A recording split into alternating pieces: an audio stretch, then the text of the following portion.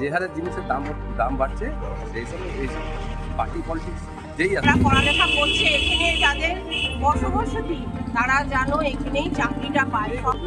ছাত্রছাত্রীদের ভবিষ্যৎ উজ্জ্বল যাতে হয়, সরকারি স্কুলগুলোর ঠিকঠাক পড়াশুনো হয়, চাকরি বাকরি, এখানে কর্মসংস্থান তৈরি হোক।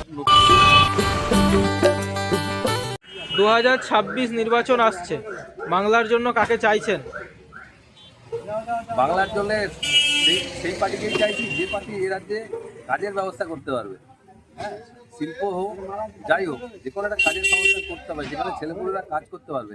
1,500 টাকা দিয়ে পেটের ভাত চলবে না। পার ডে 50 টাকা নিয়ে একটা ছেলের কী চলে বা একটা মেয়ের কী চলে? কিছুই চলে না। হ্যাঁ, একটা ফ্যামিলিতে বাবা মা আর ছেলে মেয়ে সব যদি থাকলো, কন্যাশ্রী পাচ্ছে মেয়ে, ছেলে পাচ্ছে যুবশ্রী, বাবা পাচ্ছে কি বৃদ্ধশ্রী না কি একটা আছে, আর মা পাচ্ছে কি জানো কি বয়স্ক ভাতা একটা কি পায় মহিলারা। যাই হোক, তো চারটে মিলিয়ে যদি 1.5 করে চারটে মিলিয়ে 6,000 টাকায় একটা সংসার চলে? কিচ্ছু চলে না। হ্যাঁ, যে হারে জিনিসের দাম বাড়ছে এইসব পার্টি পলিটিক্স যেই আসুক, বিজেপি আসুক, সিপিএম আসুক, যেই আসুক, আমি কোনো পার্টিকে খারাপ বলবো না, সব পার্টি কিন্তু এই টাকার লোভ দেখিয়ে ভোট আনা, এটা আমার কাছে ঠিক লাগে না। ওই টাকা নেওয়া মানে হারামের টাকা, ওই টাকা খাওয়া মানে যে লোকটা মাসে মাসে 1,500 টাকা করে পাচ্ছে, সেই টাকাটা মানে আস্তে আস্তে দেখবেন এক সময় সেই লোকটা হসপিটালে ভর্তি হয়ে গেছে, তখন ওর টাকাটা 1,500 টাকাটা 3,000 টাকা চলে যাবে, মানে ডবল টাকা চলে যাবে। এটাই হবে, এগুলো সব হারামের টাকা।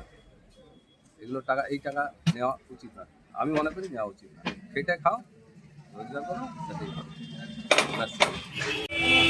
2026 নির্বাচন আসছে, বাংলার জন্য কাকে চাইছেন?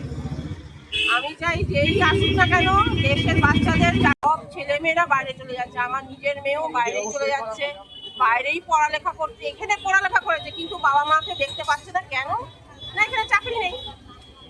এই যেই আসুক না কেন, এই উন্নতিটা দরকার এখানে, এটাও খুব মেন প্রবলেম। 2026 নির্বাচন আসছে, বাংলার জন্য কাকে চাইছেন?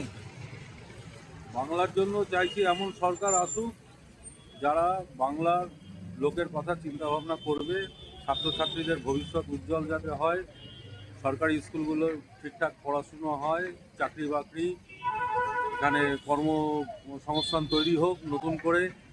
হ্যাঁ, এবং যে সমস্ত দুর্নীতির কথা আমরা শুনতে পাই, সেই জায়গাগুলো যেন দুর্নীতিমুক্ত হোক। শিক্ষা, স্বাস্থ্য, এই ব্যাপারগুলো মানুষের যে মৌলিক অধিকার, সেইগুলো যেন সঠিক হয়।